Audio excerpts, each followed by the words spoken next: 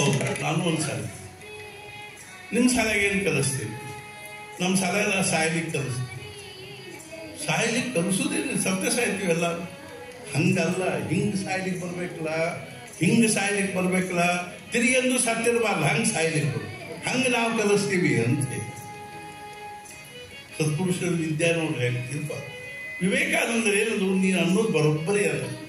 ಅದು ಯಾವ ರೀತಿಯ ಕುಶಲ ಕುಂಬಾರನ ಕೈಯಾಗ ಒಂದಿಷ್ಟು ಮಣ್ಣು ಕೊಟ್ಟರೆ ಅವು ಸುಂದರವಾದ ಪಾತ್ರಗಳನ್ನು ಮಾಡ್ತಾನೋ, ಹೆಂಗೋ ಹಂಗೇನದ ಅಂದ್ರೆ ಯಾರು ರಾಮಕೃಷ್ಣರ ಹತ್ತಿರ ತಮ್ಮ ಮನಸ್ಸನ್ನು ಕೊಡ್ತಾರೋ, ಸತ್ಪುರುಷರ ಕಡೆಗೆ ಯಾರು ತಮ್ಮ ಮನಸ್ಸನ್ನು ಕೊಡ್ತಾರೋ ಅವ್ರ ಮನಸ್ಸನ್ನು ದಿವ್ಯ ಮನಸ್ಸನ್ನಾಗಿ ಮಾಡ್ತಕ್ಕಂಥ ಶಕ್ತಿ ಆ ಸತ್ಪುರುಷರಲ್ಲಿರೋದರಿಂದ, ರಾಮಕೃಷ್ಣ ಪರಮಹಂಸರಲ್ಲಿರೋದ್ರಿಂದ ನನ್ನ ಮನಸ್ಸು ಅವರಿಗೆ ಅರ್ಪಣೆ ಮಾಡಿದೆ, ಅವ್ರನ್ನ ಸದ್ಗುರು ಅಂತ.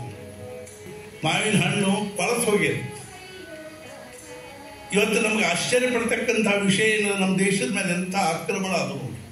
ವಿದೇಶಿ ಆಕ್ರಮಣ, ಎಂಥೆಂಥ ಆಕ್ರಮಣ. ಗೋರಿ ಮೊಹಮ್ಮದ್ ಬಂದ, ಗಜನಿ ಮೊಹಮ್ಮದ್ ಬಂದ, ಅವನು ಬಂದ, ಇವು ಬಂದ, ಎಷ್ಟೊಂದು ಅಪಾರ ಸಂಪತ್ತನ್ನು ಲೂಟ್ ಮಾಡ್ಕೊಂಡು ಹೋದ್ರು, ದೇವಸ್ಥಾನಗಳನ್ನು ಒಡೆದ್ರು, ಸಮಾಜವನ್ನು ಉದ್ಧ್ವಸ್ತಗೊಳಿಸಿದ್ರು. ಆದರೂ ಸಹಿತ ಇವತ್ತಿಗೂ ನಮ್ಮ ಭಾರತೀಯ ತತ್ವಜ್ಞಾನ ಹೆಂಗೆ ಜೀವಂತದ ಅಂದರೆ ಅದನ್ನು ಯಾರೂ ಏನೂ ಮಾಡ್ಲಿಕ್ಕೆ ಶಕ್ಯ ಇಲ್ಲ. ಹಣ್ಣು ಕೊಳತಿರಬಹುದು, ಖರೆ ಬೀಜ ಏನದನ್ನು ಇವತ್ತು ಹಾಕಿದ್ರೆ ಇವತ್ತು ನಾಳೆ ಅದು ಮೊಳಕೆ ಹೊಡೆದು ಗಿಡ ಆಗುವಂಥದ್ದು. ಇದು ನಮ್ಮ ಭಾರತೀಯ ತತ್ವಜ್ಞಾನದ ವೈಶಿಷ್ಟ್ಯ. ತತ್ವಜ್ಞಾನ ಅಂದರೆ ಯಾವುದ್ರೊಳಗಿಂದ ಈ ವಿಶ್ವ ನಿರ್ಮಾಣ ಆಗಿದ್ದನು, ಯಾವುದ್ರೊಳಗೆ ಸ್ಥಿತ ಆದನು, ಕೊನೆಗೆ ಯಾವುದ್ರೊಳಗೆ ಲಯ ಆಗ್ತದನು, ಅದನ್ನು ನಾವು feeling is knowledge not understanding. ಬರೀ ಪುಸ್ತಕ ಓದಿ ತತ್ವಜ್ಞಾನ ಬರುವುದಿಲ್ಲ, ಅದನ್ನ ಅನುಭವಿಸ್ಲಿಕ್ಕೆ ಬರಬೇಕು.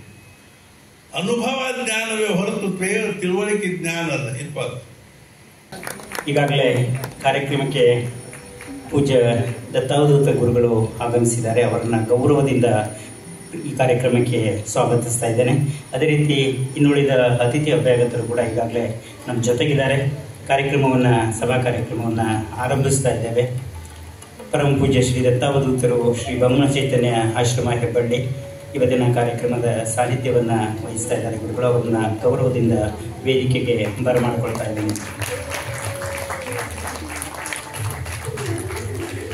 ಅದೇ ರೀತಿ ಇವತ್ತಿನ ಕಾರ್ಯಕ್ರಮದ ಉದ್ಘಾಟನೆಗಾಗಿ ಆಗಮಿಸಿರುವಂಥ ಹುಬ್ಬಳ್ಳಿ ಧಾರವಾಡ ನಗರಾಭಿವೃದ್ಧಿ ಪ್ರಾಧಿಕಾರದ ಮಾನ್ಯ ಅಧ್ಯಕ್ಷರಾದಂಥ ಶ್ರೀ ಶಾಕೀರ್ ಸಂಧಿ ಅವರನ್ನು ಕೂಡ ನಾನು ವೇದಿಕೆಗೆ ಪ್ರೀತಿ ಗೌರವದಿಂದ ಸ್ವಾಗತಿಸ್ತೇನೆ. ಅದೇ ರೀತಿ ಹುಬ್ಬಳ್ಳಿ ಧಾರವಾಡ ಮಹಾನಗರ ಪಾಲಿಕೆಯ ಮಾಜಿ ಪೂಜ್ಯ ಮಹಾಪೌರರಾದಂತಹ ಶ್ರೀ ಎಚ್ ವಿ ಡಂಬಳ ಅವರನ್ನು ಕೂಡ ನಾನು ವೇದಿಕೆಗೆ ಸ್ವಾಗತಿಸ್ತೇನೆ. ಇವತ್ತು ಭಗವತ್ಪಾದ ಶಂಕರಾಚಾರ್ಯರ ಬದುಕು ಮತ್ತು ಸಂದೇಶ ಕುರಿತಂತೆ ವಿಶೇಷ ಉಪನ್ಯಾಸ ನೀಡುವುದಕ್ಕೆ ಆಗಮಿಸಿರುವಂತಹ ಡಾಕ್ಟರ್ ಭಾರತಿ ಹೆಗಡೆ ಅವರನ್ನು ಕೂಡ ಪ್ರೀತಿಯಿಂದ ನಾನು ವೇದಿಕೆಗೆ ಸ್ವಾಗತಿಸ್ತೇನೆ. ಇವತ್ತಿನ ಕಾರ್ಯಕ್ರಮದ ಆಯೋಜನೆಯಲ್ಲಿ ಕೆಲಸ ಮಾಡಿದಂತಹ ವಕೀಲರು ಹಾಗೂ ಬ್ರಾಹ್ಮಣ ಸಮಾಜದ ಅಧ್ಯಕ್ಷರು ಆಗಿರುವಂತಹ ಶ್ರೀ ಆರ್ ಡಿ ಕುಲಕರ್ಣಿ ಅವರನ್ನು ಕೂಡ ನಾನು ವೇದಿಕೆಗೆ ಪ್ರೀತಿಯಿಂದ ಸ್ವಾಗತಿಸ್ತೇನೆ. ಆಲೂರು ವೆಂಕಟರಾವ್ ಟ್ರಸ್ಟ್ನ ಗೌರವಾನ್ವಿತ ಸದಸ್ಯರಾದಂಥ ಡಾಕ್ಟರ್ ದೀಪಕ್ ಆಲೂರ್ ಅವರನ್ನು ಕೂಡ ನಾನು ವೇದಿಕೆಗೆ ಸ್ವಾಗತಿಸ್ತೇನೆ. ಜೊತೆಗೆ ಇವತ್ತು ಹುಬ್ಬಳ್ಳಿ ಧಾರವಾಡ ನಗರಾಭಿವೃದ್ಧಿ ಪ್ರಾಧಿಕಾರದ ಸದಸ್ಯರಾದಂತಹ ಶ್ರೀ ಮಂಜುನಾಥ್ ಭೋಗಿ ಅವರು ನಮ್ಮ ಜೊತೆಗಿದ್ದಾರೆ. ದಯವಿಟ್ಟು ಅವರು ಕೂಡ ವೇದಿಕೆಗೆ ಆಗಮಿಸಬೇಕು. ಅವರನ್ನು ಕೂಡ ಪ್ರೀತಿಯಿಂದ ಕಾರ್ಯಕ್ರಮಕ್ಕೆ ಸ್ವಾಗತಿಸ್ತೇನೆ. ಜೊತೆಗೆ ಮಹಿಳಾ ಸಮಾಜದ ಮುಖಂಡರಾದಂಥ ವಿದ್ಯಾ ಕದರ್ ಮಂಡಳಿಗೆ ಕೂಡ ವೇದಿಕೆಗೆ ಆಗಮಿಸಬೇಕಾಗಿ ವಿನಂತಿಯನ್ನು ಮಾಡ್ಕೊಳ್ತೇನೆ. ಶ್ರೀಮತಿ ಪೂರ್ಣ ಪಾಟೀಲ್, ಮಾಜಿ ಪೂಜ್ಯ ಮಹಾಪೌರರು, ಮಹಾನಗರ ಪಾಲಿಕೆ, ಅವರು ಕೂಡ ದಯವಿಟ್ಟು ವೇದಿಕೆಗೆ ಆಗಮಿಸಬೇಕು ಅಂತ ಹೇಳಿ ವಿನಂತಿಯನ್ನು ಮಾಡ್ಕೋತೇನೆ. ಇವತ್ತಿನ ಕಾರ್ಯಕ್ರಮ ಆದ್ಯ ಜಗದ್ಗುರು ಶ್ರೀ ಶಂಕರಾಚಾರ್ಯರ ಜಯಂತಿ ಪ್ರಯುಕ್ತ ನಾವು ಸೇರಿದ್ದೇವೆ. ಅವರ ಭಾವಚಿತ್ರಕ್ಕೆ ಇದೀಗ ವೇದಿಕೆ ಮೇಲಿನ ಗಣ್ಯರು ಪುಷ್ಪ ನಮನವನ್ನು ಸಲ್ಲಿಸಿ ನಂತರ ದೀಪವನ್ನು ಪ್ರಜ್ವಲಿಸಿ ಕಾರ್ಯಕ್ರಮಕ್ಕೆ ಚಾಲನೆ ನೀಡಿದ್ದಾರೆ. ಸಹೋದರರೇ, ವೇದ ಪ್ರತಿಪಾದಿತವಾದಂತಹ ಸನಾತನ ಧರ್ಮ ವಿಧರ್ಮೀಯರ ದಾಳಿಗೆ ಸಿಲುಕಿ ಅವಸಾನದ ಅಂಚಿನಲ್ಲಿದ್ದ ಸಂದರ್ಭದಲ್ಲಿ ಅವೈದಿಕ ಮತಗಳು ಈ ರಾಷ್ಟ್ರದಲ್ಲಿ ರಾಜಾಶ್ರಯ ಪಡೆದುಕೊಂಡು ಪ್ರಬಲವಾಗಿದ್ದು, ಅಂಥ ಸಂದರ್ಭದಲ್ಲಿ ಧರ್ಮ ಪುನರುತ್ಥಾನಕ್ಕಾಗಿ ಅವತರಿಸಿದಂಥ ಶ್ರೀ ಶಂಕರ ಭಗವತ್ಪಾದರು ಸರ್ವರಿಗೂ ಸನ್ಮಾರ್ಗ ಶ್ರೇಯೋ ಮಾರ್ಗ ತೋರಿಸಿಕೊಟ್ಟ ಲೋಕಗುರುಗಳು. ಅಂತಹ ಲೋಕಗುರುಗಳ ಜಯಂತಿಯನ್ನು ನಾವೆಲ್ಲ ಇವತ್ತು ಬಹಳಷ್ಟು ಭಕ್ತಿ, ಸಂಭ್ರಮ, ಸಂತೋಷದಿಂದ ಆಚರಿಸ್ತಾ ಇದ್ದೇವೆ. ಇದೀಗ ವೇದಿಕೆ ಮೇಲಿನ ಗಣ್ಯರು ಮತ್ತು ಗುರುಗಳು ದೀಪವನ್ನು ಪ್ರಜ್ವಲಿಸಿ ಕಾರ್ಯಕ್ರಮವನ್ನು ಚಾಲನೆಯನ್ನು ನೀಡ್ತಾ ಇದ್ದಾರೆ.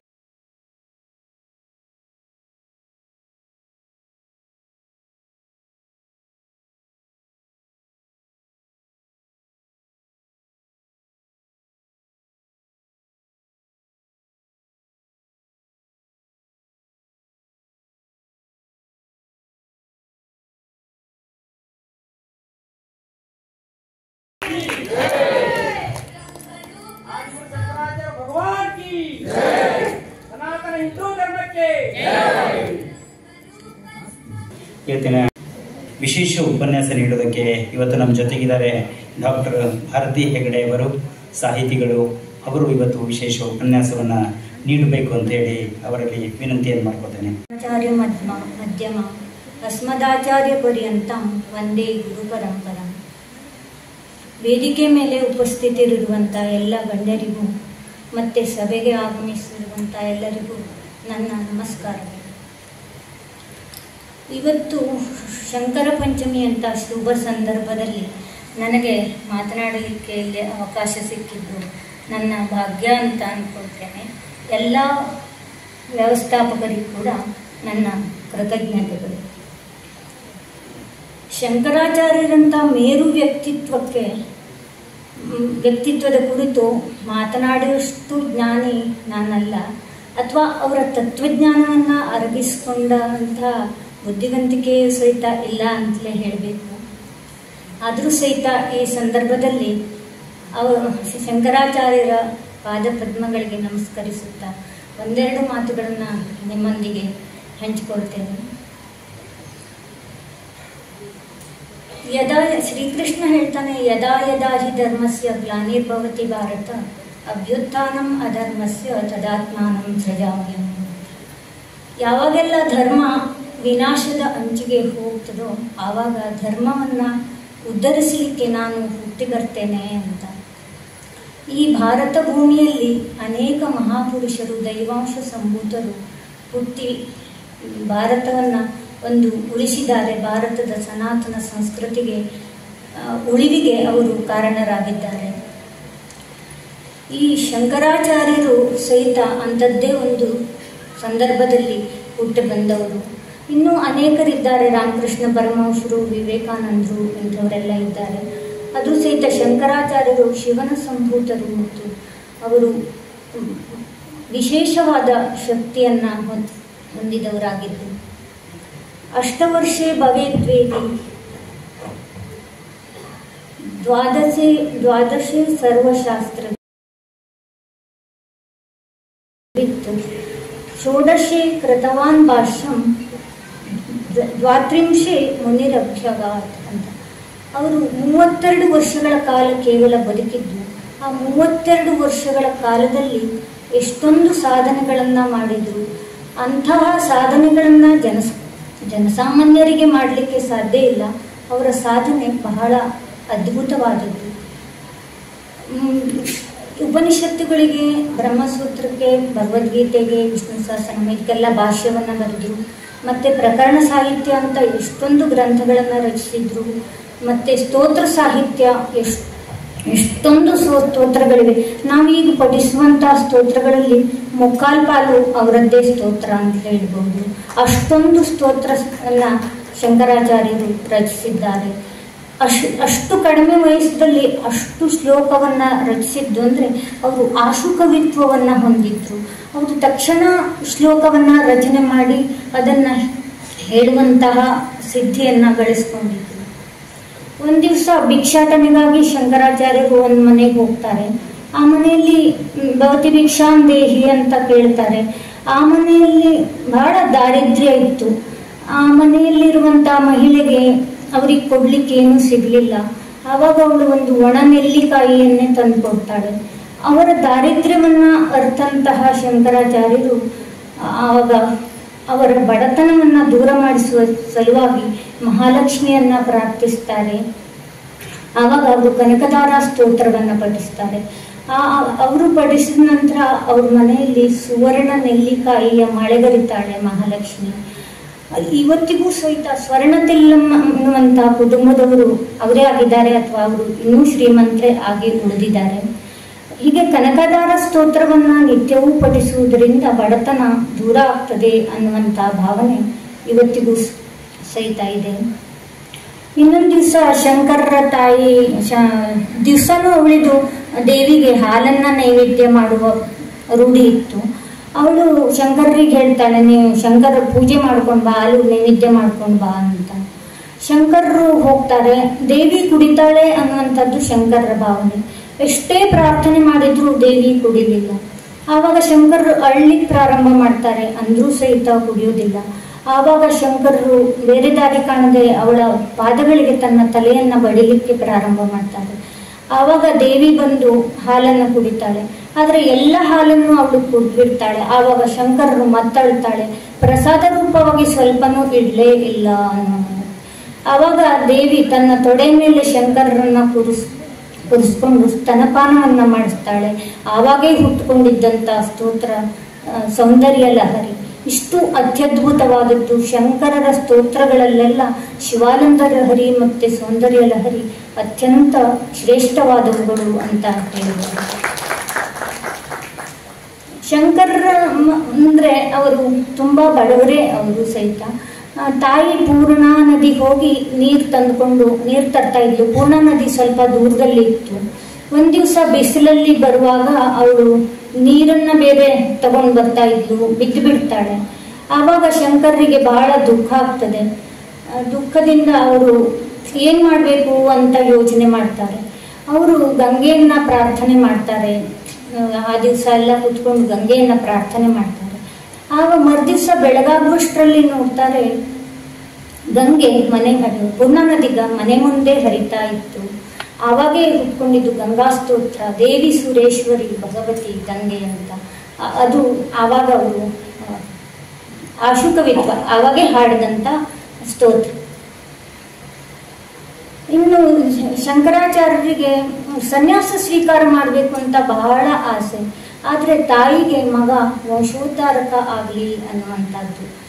ಹೀಗಾಗಿ ತಾಯಿಯ ಅನುಮತಿ ಶಂಕರಾಚಾರ್ಯರಿಗೆ ಸಿಗೋದಿಲ್ಲ.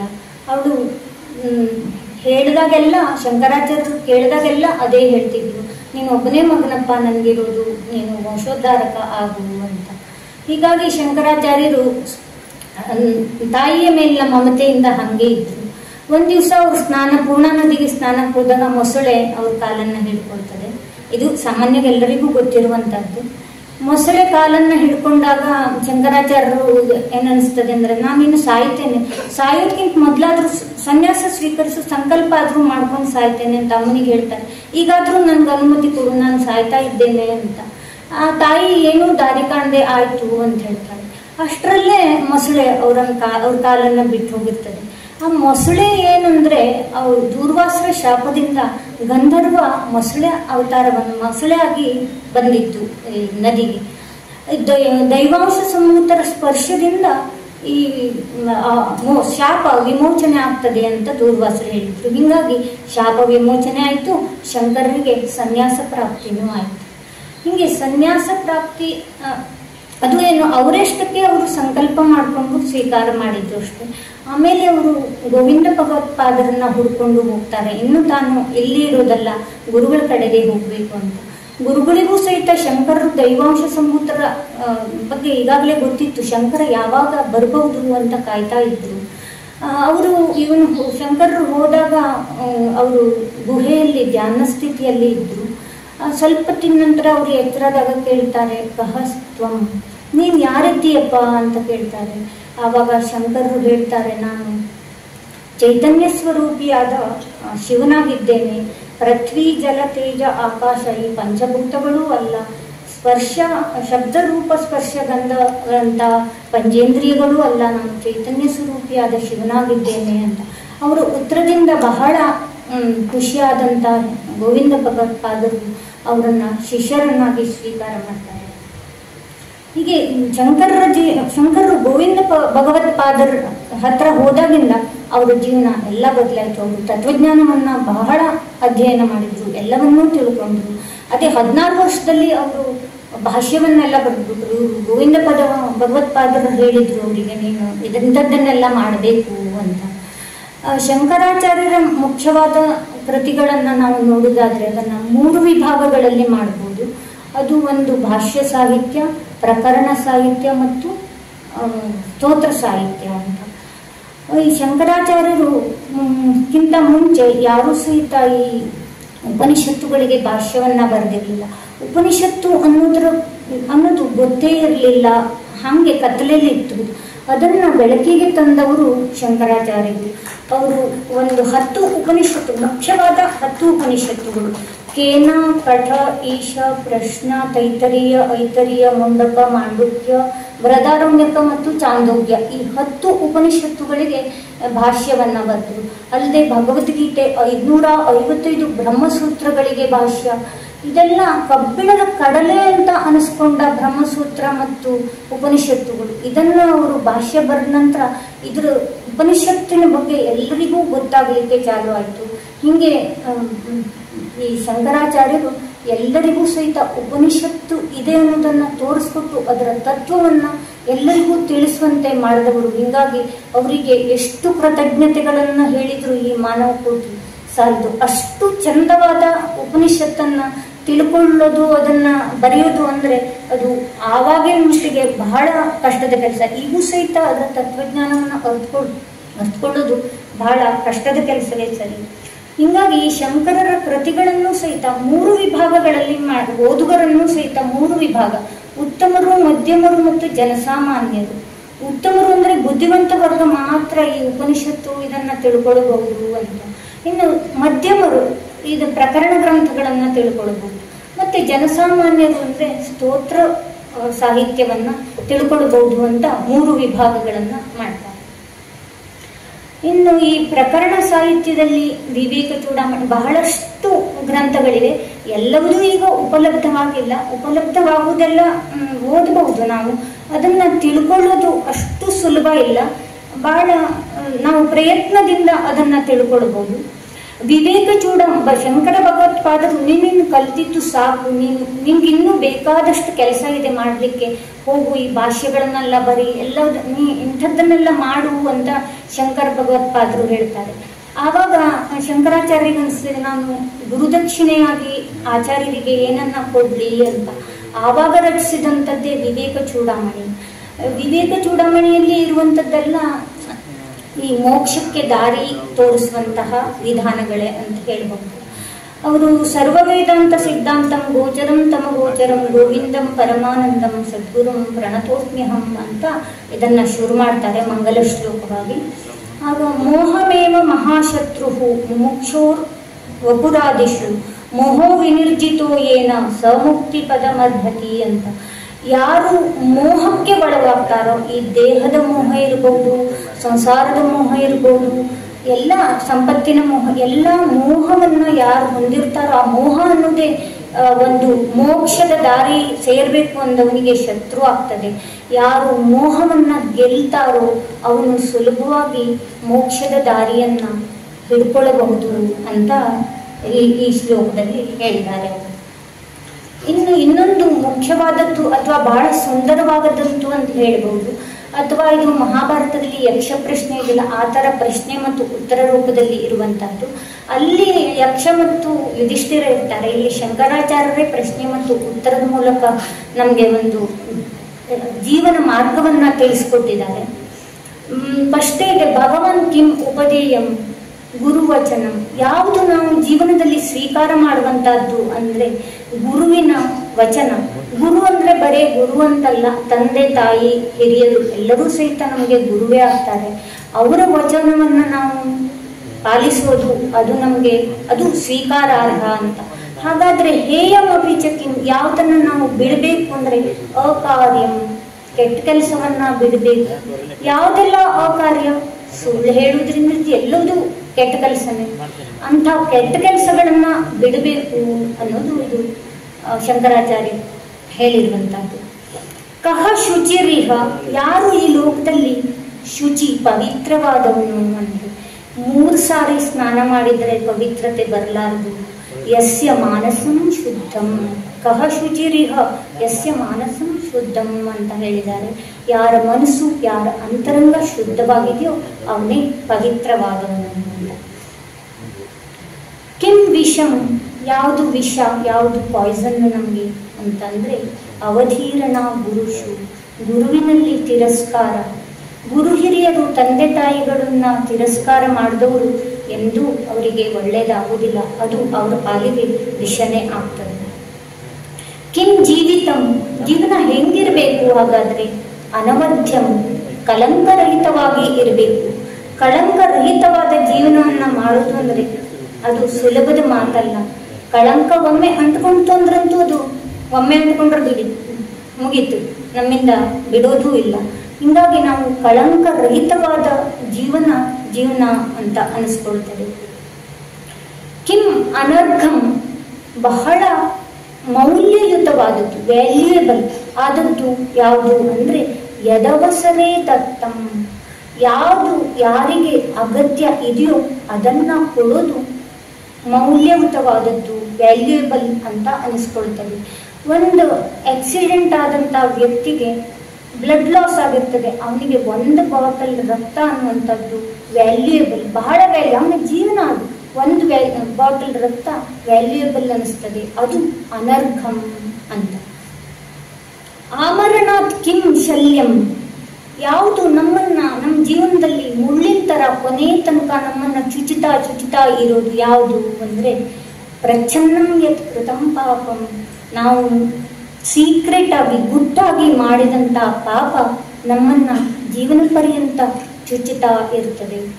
ಯಾವುದೋ ಒಂದು ಡಾಕ್ಟ್ರು ಅವನಿಗೆ ಮೆಡಿಸಿನ್ ಕೊಡುವಾಗ ಹೆಚ್ಚು ಕಡಿಮೆ ಆಗಿ ಒಂದು ರೋಗಿ ಸಾಯ್ಬಹುದು, ಆದ್ರೆ ಅವನಿಗೆ ಅದನ್ನು ಹೇಳ್ಕೊಡ್ಲಿಕ್ಕೆ ಆಗೋದಿಲ್ಲ. ಯಾಕೆಂದ್ರೆ ಹೇಳ್ಕೊಂಡ್ರೆ ಅವನಿಗೆ ಜೈಲಿಗೆ ಹೋಗ್ಬೇಕು. ಅಂತ ಸಂದರ್ಭದಲ್ಲಿ ಸುಮ್ಮನೆ ಇರ್ಬೇಕಾಗ್ತದೆ. ಅದು ಅವನನ್ನ ಯಾವತ್ತೂ ಕಾಡ್ತಾ ಇರ್ತದೆ, ನನ್ನ ತಪ್ಪಿನಿಂದಾಗಿ ಹಿಂಗೆ ಒಂದು ರೋಗಿ ತೀರ್ಕೊಂಡ ಅಂತ. ಇದು ಇಂಥ ಎಷ್ಟೋ ತಪ್ಪುಗಳನ್ನು ನಾವು ಮಾಡಿರ್ತೇವೆ. ಅಂತಹ ತಪ್ಪುಗಳು ನಮ್ಮನ್ನ ಜೀವನ ಪರ್ಯಂತ ಚುಚುತ್ತಾ ಇರ್ತವೆ.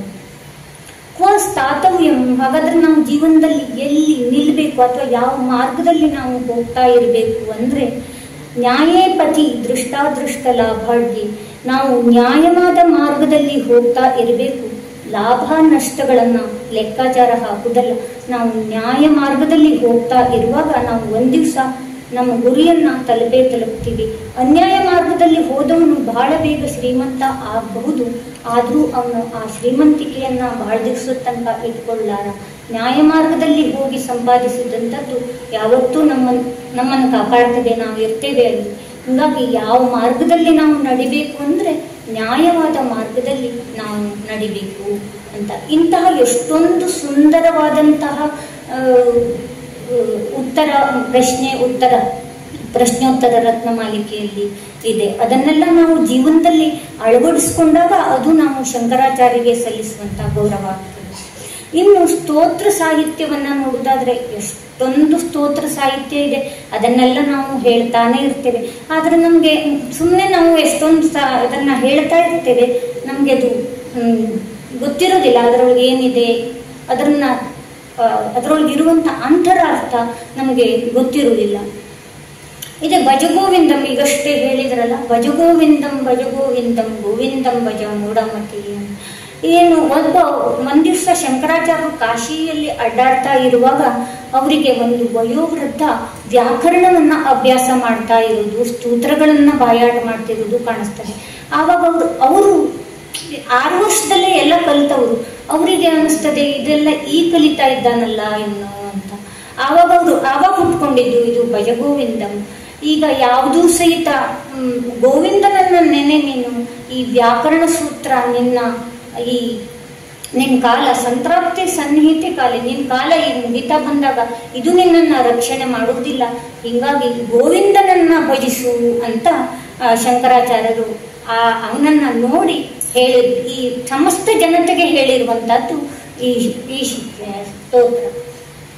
ಮೂಢ ಜಹಿಹಿ ಧನಾಗಮ ತೃಷ್ಟ ಪುರುಷದ್ಬುದ್ಧಿಂ ಮನಸಿ ವಿತೃಷ್ಣ ಎಲ್ಲ ಬಸೇ ನಿಜ ಕರ್ಮೋಪಾತಂ ವಿತ್ತಂ ತೇನ ವಿನೋದಯ ಚಿತ್ತಂ.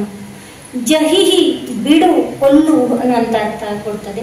ಅದನ್ನ ಬಿಡು. ಧನಾಗಮ ತೃಷ್ಣ, ನಿನ್ಗೆ ದುಡ್ಡು ಬೇಕು ಬೇಕು ಬೇಕು ಅನ್ನುವಂತಹ ಒಂದು ಆಸೆಯನ್ನ ಬಿಡು.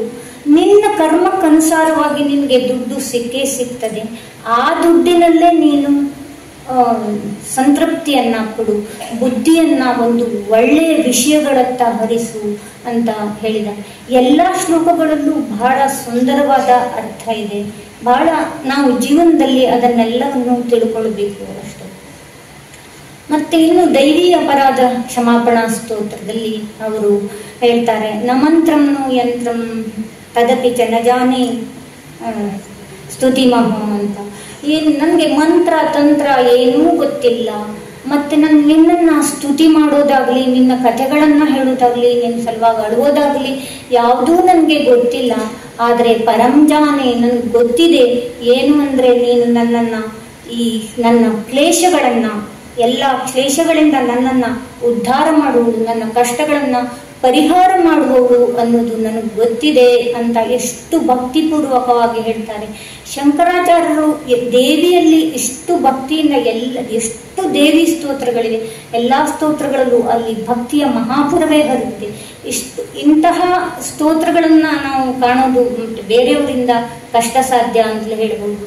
ಎಲ್ಲಾ ಸ್ತೋತ್ರಗಳು ಸಹಿತ ಬಹಳ ಸುಂದರವಾಗಿವೆ ಮತ್ತು ಅರ್ಥಗರ್ಭಿತವಾಗಿವೆ. ಕುಪುತ್ರೋ ಜಾಯೇತ ಕುಚಿತಪಿ ಕುಮಾತಾ ನ ಭವತಿ. ಕೆಟ್ಟ ತಾಯಿ ಇರಬಹುದು, ಆದರೆ ಕೆಟ್ಟ ತಾಯಿ ಇರಲಾರದು, ಕೆಟ್ಟ ಮಗ ಇರಬಹುದು ಅಂತ ಶಂಕರಾಚಾರ್ಯರು ಅವರಿಗೆ ತಾಯಿ ಕುರಿತಾಗಿ ಎಷ್ಟು ಗೌರವ ಇತ್ತು ಅನ್ನೋದು ಇಂತಹ ಸ್ತೋತ್ರಗಳಿಂದ ನಮಗೆ ತಿಳಿ ಬರ್ತದೆ. ಮತ್ತು ಶಂಕರಾಚಾರ್ಯರು ಹೇಳ್ತಾರೆ, ನ ಮೋಕ್ಷಾಕಾಂಕ್ಷ ಅಂತ, ನಾನು ಮೋಕ್ಷದ ಆಕಾಂಕ್ಷೆ ಉಳ್ಳವನು ಅಲ್ಲ.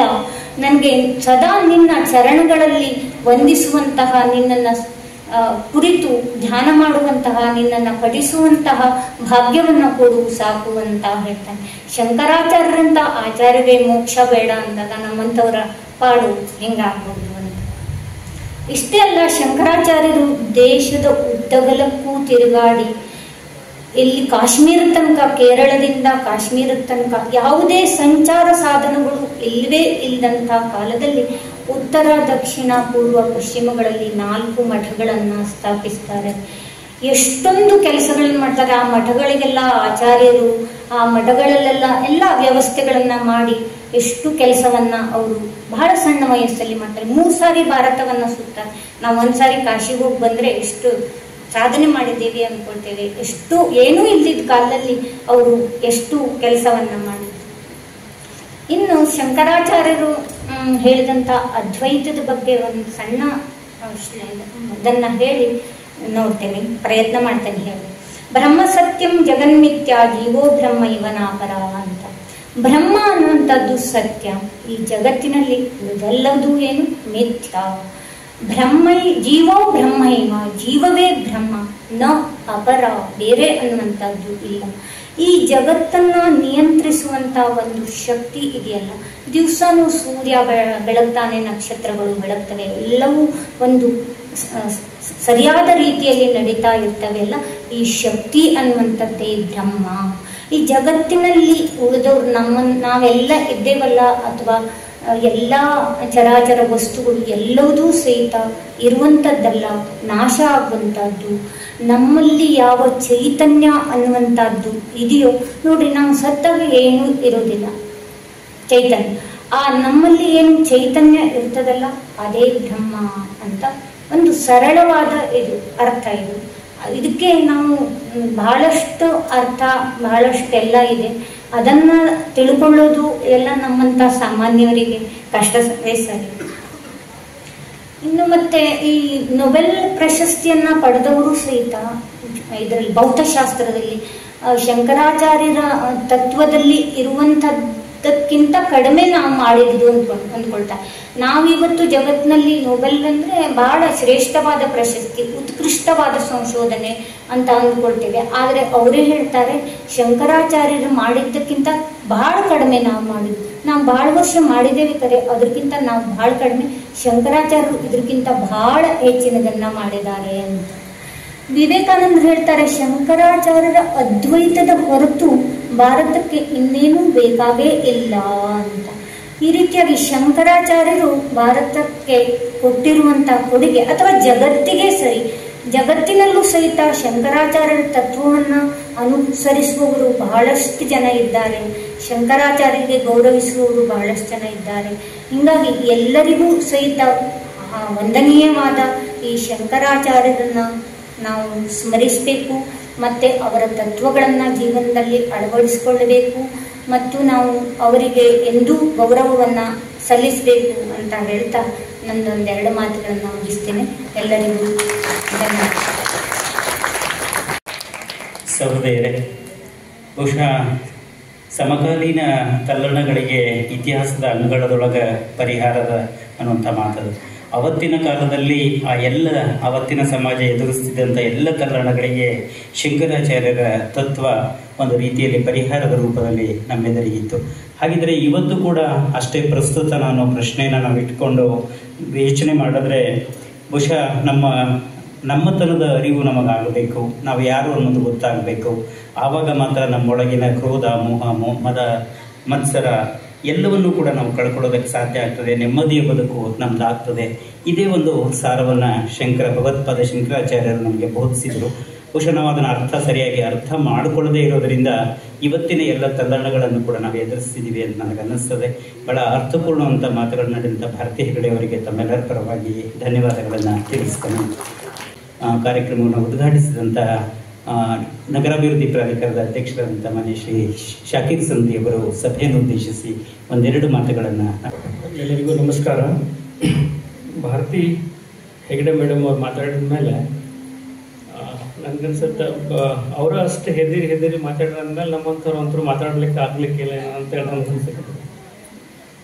ಈ ಕನ್ನಡ ಮತ್ತು ಜಿಲ್ಲಾಡಳಿತ, ಕನ್ನಡ ಹಾಗೂ ಸಂಸ್ಕೃತಿ ಇಲಾಖೆಯಿಂದ ಇವತ್ತು ಆದ್ಯ ಜಗದ್ಗುರು ಶ್ರೀ ಶಂಕರಾಚಾರ್ಯ ಜಯಂತಿಯ ಸಾನ್ನಿಧ್ಯವನ್ನೇ ವಹಿಸಿಕೊಂಡಂಥ ಪರಮ ಪೂಜ್ಯ ಶ್ರೀ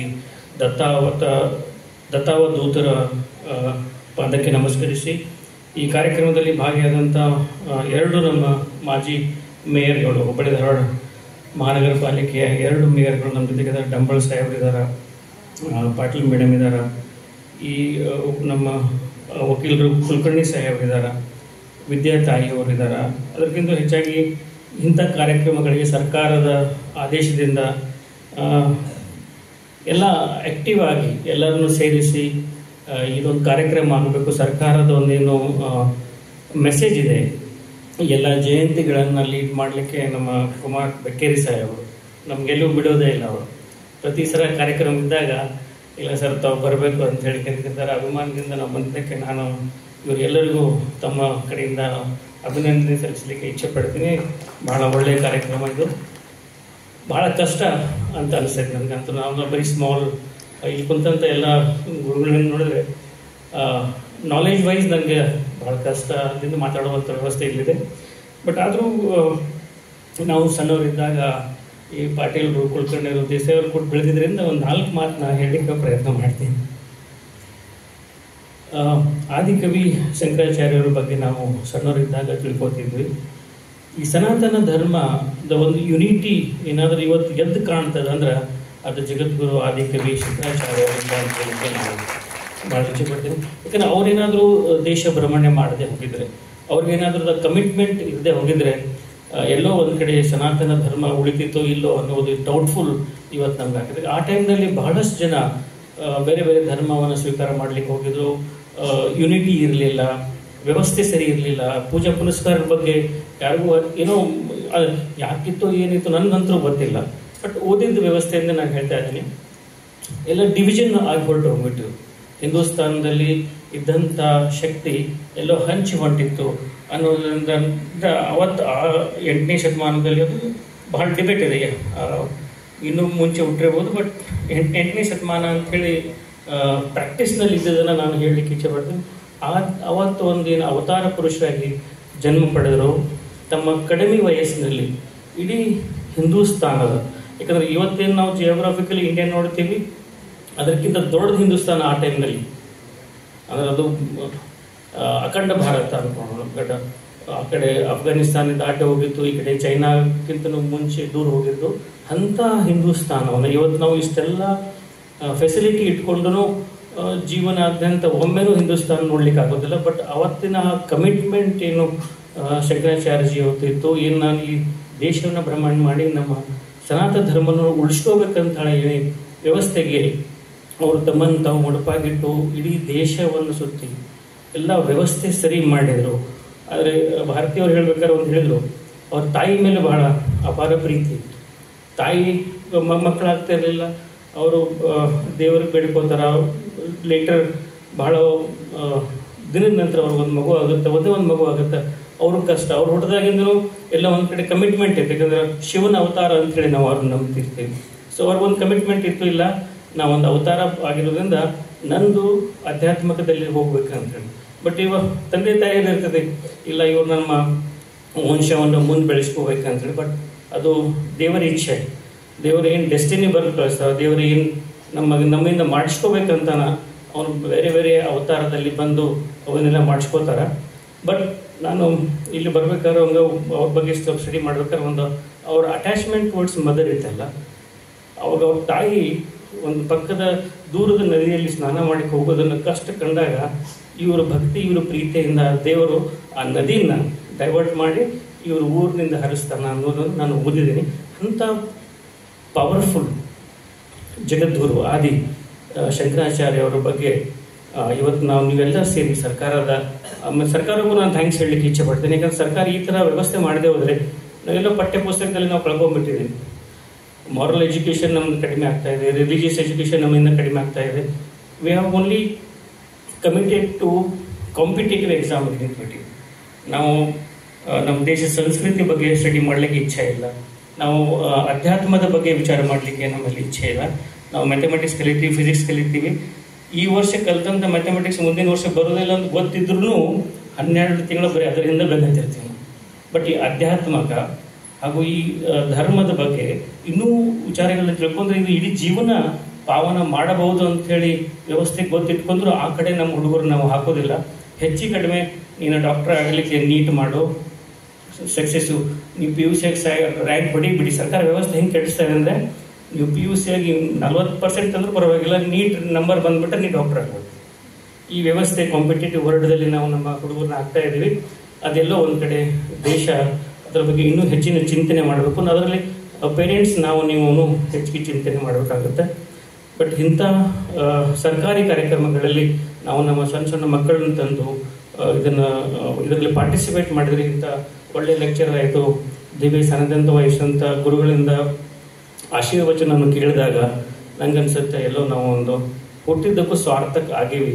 ನಮ್ಮ ಏನು ರೋಲ್ ಮಾಡೆಲ್ ಇರಬೇಕಾಗಿತ್ತು, ನಮಗೇನು ಗುರುಗಳು ಇರಬೇಕಾಗಿತ್ತು, ಅವರ ಕಷ್ಟ, ಅವರ ಕಮಿಟ್ಮೆಂಟ್, ಈ ಧರ್ಮ ಉಳಿಸ್ಲಿಕ್ಕೆ ಏನು ಪ್ರಯತ್ನ ಪಟ್ಟರು ಅವೆಲ್ಲ ನಮ್ಮ ಮಕ್ಕಳಿಗೆ ನಾವು ಕಲಿಸ್ಲಿಕ್ಕೆ ಪ್ರಯತ್ನ ಮಾಡಬೇಕಂತೇಳಿ ನಾನು ಮಾತು ಮುಗಿಸ್ತೀನಿ. ಜೈ ಹಿಂದ್, ಜೈ ಕರ್ನಾಟಕ.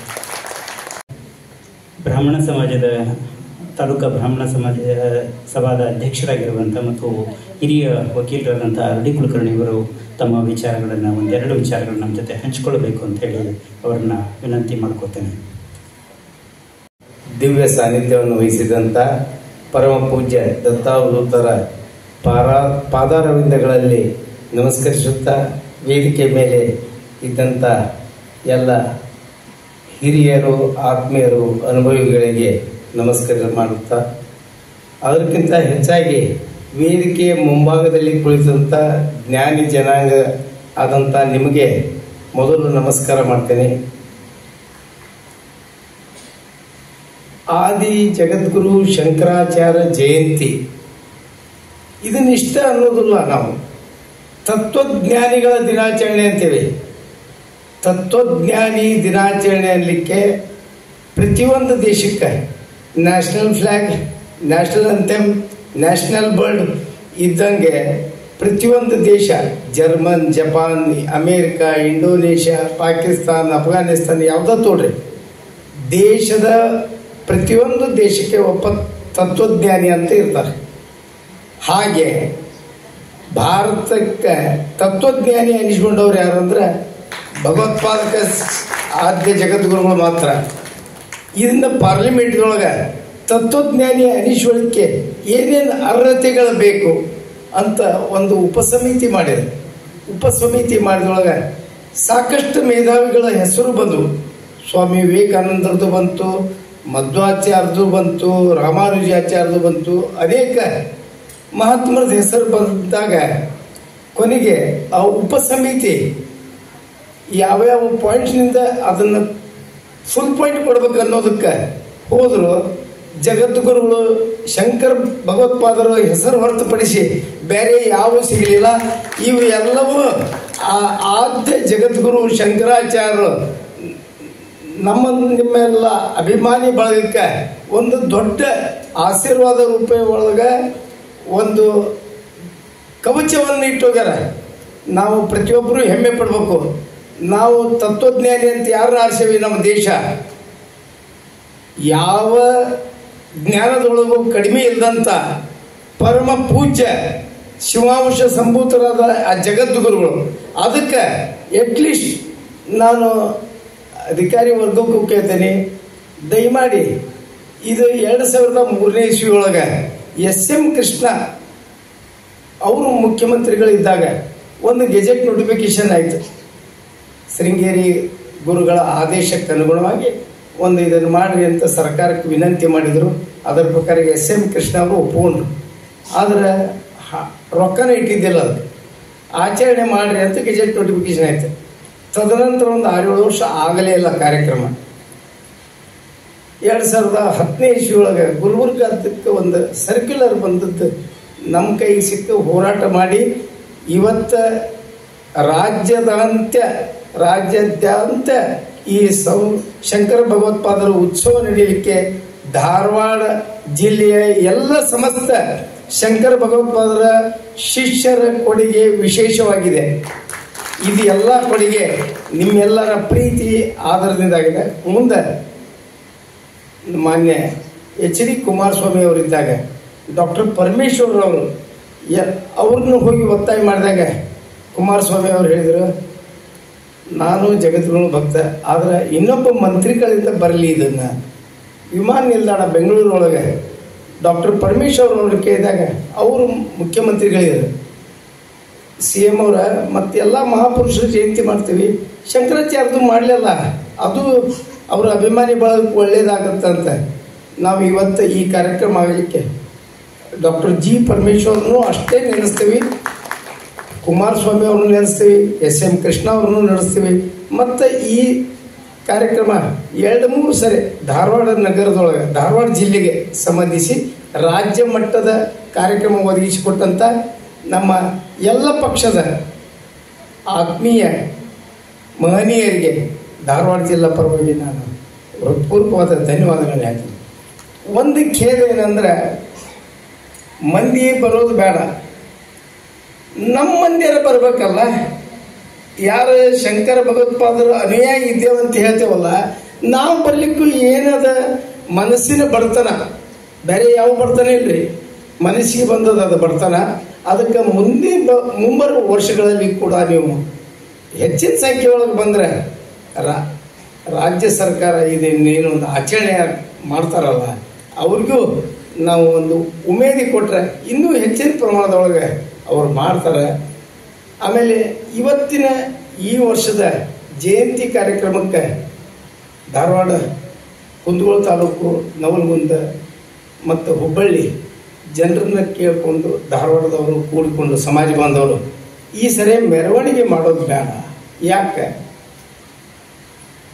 ದೇಶದ ಒಂದು ಪ್ರವಾಸಿಗರ ಮೇಲೆ, ನಿರ್ದೋಷಿ ಪ್ರವಾಸಿಗರ ಮೇಲೆ ದುಷ್ಟ ಶಕ್ತಿಗಳು ಪ್ರಹಾರ ಮಾಡಿ ಅವ್ರನ್ನೇನು ಹತ್ಯೆ ಮಾಡ್ಯಾವಲ್ಲ, ಅದನ್ನು ನಾವು ಖಂಡನ ಮಾಡಿ ಈ ವರ್ಷ ನಾವು ವೈಭವಪೂರ್ವಕವಾಗಿ ಆಚರಣೆ ಮಾಡೋದು ಬೇಡ, ಆದರೆ ಕಾರ್ಯಕ್ರಮ ಮಾಡೋಣ ಅಂತ ಒಂದು ಸಂಕಲ್ಪ ಮಾಡೋದಕ್ಕೆ ನಿಮ್ಮೆಲ್ಲರ ಅಭಿಮತದ ಪ್ರಕಾರ ಈ ವರ್ಷ ಮೆರವಣಿಗೆ ಕ್ಯಾನ್ಸಲ್ ಆಗಿದೆ.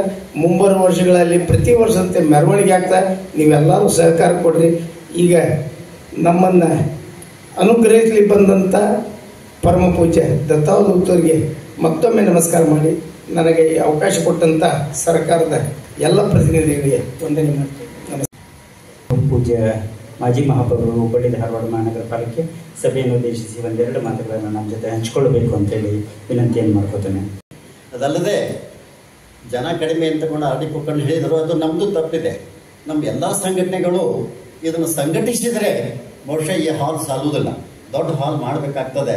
ಮುಂದಿನ ಸಲ ನಾವೆಲ್ಲ ಅನೇಕ ನಮ್ಮ ಏನು ಸಂಘಟನೆಗಳಿವೆ, ಶಂಕರಾಚಾರ್ಯರ ಸಂಘಟನೆಗಳು ಏನಿವೆ, ಆ ಸಂಘಟನೆಗಳು ಒಂದು ಕೋಆರ್ಡಿನೇಷನ್, ಒಂದು ಮೀಟಿಂಗ್ ಮಾಡಿ, ನಮ್ಮ ಮೊದಲೇ ಒಂದು 15 ದಿವಸ ಮೀಟಿಂಗ್ ಮಾಡಿ ಎಲ್ಲರನ್ನ ನಾವು ಸಂಘಟನೆ ಮಾಡಿದರೆ ಆಗ್ತದೆ ಅಂತಕೊಂಡು ಹೇಳಿ, ಈಗಾಗಲೇ ಹೆಗಡೆಯವರಾಗಲಿ RD ಅವರಾಗಲಿ ಭಾಳಷ್ಟು ಶಂಕರಾಚಾರ್ಯರ ಬಗ್ಗೆ ವಿಸ್ತೃತವಾಗಿ ಹೇಳಿದ್ದಾರೆ. ಗುರುಗಳ ಮಾತುಗಳನ್ನ ಕೇಳಕ್ಕೆ ನಾವೆಲ್ಲರೂ ಪುಸ್ತಕರಾಗಿದ್ದೀವಿ. ತಮ್ಮೆಲ್ಲರಿಗೂ ಕೂಡ ವಂದನೆ ಮಾಡಿ ನಾನು 2 ಮಾತು.